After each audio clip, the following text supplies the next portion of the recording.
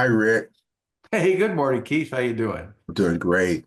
Good. So let's do one here, and the title is going to be Ideas for Establishing and Maintaining a Calming Routine. Why don't you kick us off? Wow. Okay. Well, I was thinking that the practice is pretty much of a calming routine, although that's more emphasis. The emphasis is more on discipline and inner peace and things that you're working on to make your life better.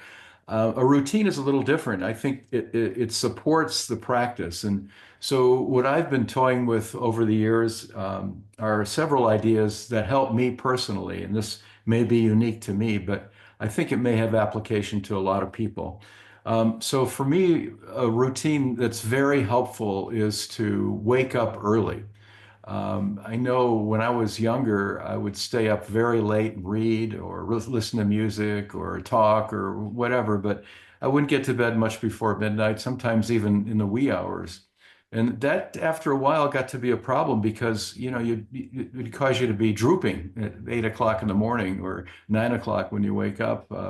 So now I've made it a habit for maybe the last 10 years to get up about 4:30. So every morning I'm pretty much up before the rest of the world. And now that sounds bizarre, but I'll tell you what, that's made all the difference in the world for me. I put on some coffee or tea. The sun is just starting to break, usually in the summertime, about that time. And I just sit there with the coffee and the tea and I watch the sun come up and have a conversation with myself.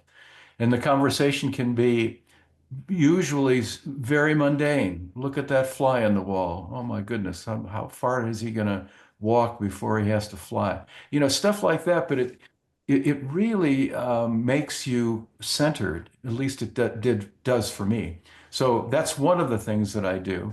That's a morning routine, and then the evening routine for me is we've talked about that in the podcast many times, and that's the gratitude routine. The idea that before you go to sleep and you're relaxing, you're constantly thinking about who and what you're grateful for in your life. People, something that happened during the day, an interesting thing you heard on the radio or saw on the TV or your friend told you, and you're grateful for that additional knowledge.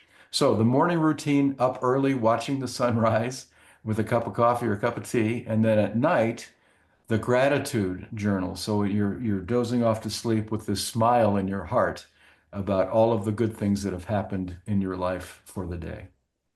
Rick, I love that. I'm an early riser, like you. Been getting up early since the Marine Corps days back in, the early 90s. So back then it was involuntary, of course, in the Marine Corps. Now, I choose to do it. So that is definitely a part of my routine. I feel better when I get up early. And, of course, I do the practice, but in terms of the way that we're defining routine today, that is a big one for me. Another one that I do is I have a routine that I do to prepare for the next day. Hmm. I'm not really like psychologically forecasting myself into the next day about all the things that I have to do, but more so I am simply just, you know, shaving and getting my clothes together, putting them in the car, packing a bag, whatever I'll need for the next day.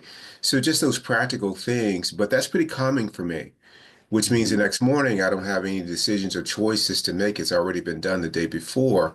So that allows for a smooth beginning to the next day. And additionally, I go to bed early, which is also I have a little nice nighttime ritual in which I settle down and I reflect with gratitude on the day. So my routine is very, very similar to yours. And what the morning routine and the evening routine, what both have in common is they root me in the present moment. Hmm. They root me in the present moment with just, some simple tasks, chop wood, carry water. I'm not doing anything more than that every single day. Hmm. And there's something calming about that. Also a ritual or routine that I have in the morning is, making up my bed. There's something to me about making up the bed and then coming home to see a made bed that is just really delicious. for me. So those are some of the things that I do, like you, and super grateful for it, Rick. I love this. I guess there's one other part of the title that I'd love you to end with, and that's about, kind of some ideas about how to establish a routine, like ours that we found a lot of value in. How do you go about maintaining it, Rick? Well, Well, maintenance is always a tough problem because we like to backslide. We're built to backslide, I think. At least I feel I am. I always two steps forward, one back. Mindfulness is the thing. The idea, for example, with the routine, and the title of this podcast is the calming effects of a routine. Calm, being interdirected, being independent, being free from the good opinion of others. Those are all things that calm me that I want in my life. And so I have leverage on myself. I have pressure on myself to be calm. I want that more than anything. It's like being thin or being fit. It's something you really want. So you make choices that fulfill that goal. And so it's easy to pass up fudge pie because you say to yourself, that looks delicious, but nothing tastes as good as fit feels, right? So you make up little things like that. And what I do with my calming routine for the morning is I don't even have an alarm clock. I could be arguing in the Supreme Court at 10 o'clock in the morning. I wouldn't set the alarm. My routine is so set after 10 years, I'm automatically up at 4:30 or 4:45 or at the latest 5 o'clock. So it's just a matter of getting on that bandwagon and saying things to yourself about how important it is to be calm, to be focused, to be whatever it is that you're looking for in your life, and then to keep making mindful choices in that direction. And when I catch myself that I'm deviating, I say mistake. I say mistake, or I say, what am I doing? Or this is not what I want.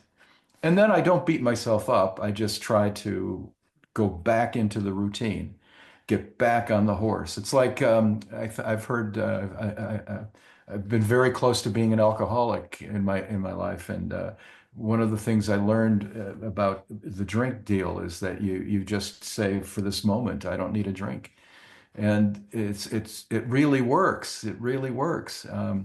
And then I think with respect to the gratitude stuff, I don't think that's hard at all. I think that when you open your heart and you're grateful about your life and you're grateful about how you're moving in your life, the gratitude part of it is easy. One last tip that I'll give you, and I've given it to you and to others in ToBeRe, and I'm not sure it sinks in because it's kind of an unusual deal. But for me, writing has always been a solace. Has always been a place where I found freedom and happiness and self-expression and a calming sense of working things out. So, one of the things that may help viewers is just having a journal. And it doesn't have to be anything fancy. It can be just a notebook for $2 at the store with a cheap pen. And you put a date on the first page and you write what comes into your mind. Feeling low today because of what Ginny said about my shoes. Or feeling low today because I saw my ex-wife with a very handsome man and I'm jealous. The point is, you talk to yourself on the paper and you get it out and you counsel yourself. One of the problems we have with counseling is that counselors don't know our baseline. They don't know what we've been through. You do. So when you start journaling, all of the things that affect you in your life and that are hanging you up and that feel foreign and you want to get rid of, put them down. Deal with it. You become your own counselor on the page. At least that works for me. Yeah, man, that's fantastic, Rick. I love you, man. Thank you so much for these ideas for establishing and maintaining a calming routine. I love them and I practice them. Thank you, Rick. Thank you, Keith. You're an inspiration, man. That 4:30 stuff came from you. All right, thank you. Thank you. Okay, we'll see you later. See you later.